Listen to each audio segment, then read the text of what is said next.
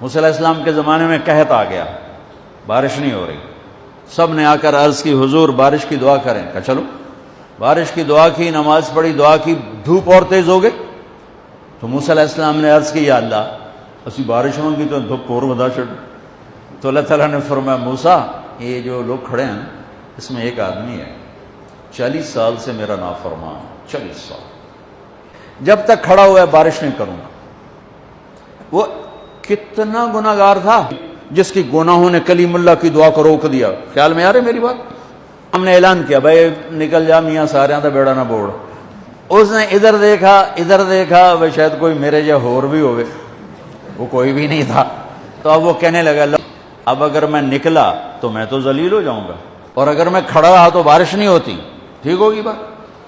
اب یہ اللہ کو پکارنے لگا، اور یہ پکار اللہ کی محبت میں نہیں، نہ ہی گناہوں کی ندامت میں ہے، یہ پکار ہے عزت بچانے کے لیے کہ میری عزت رہ جائے۔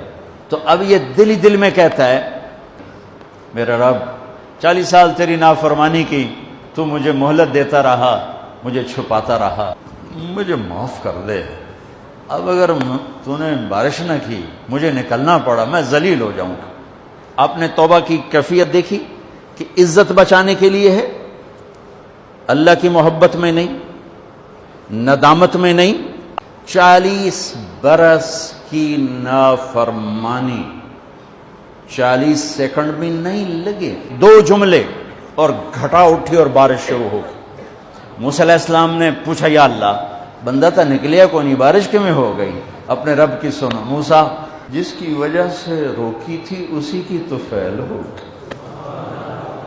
ایسا رب، ایسا اللہ، اور اللہ تو کریم ہے،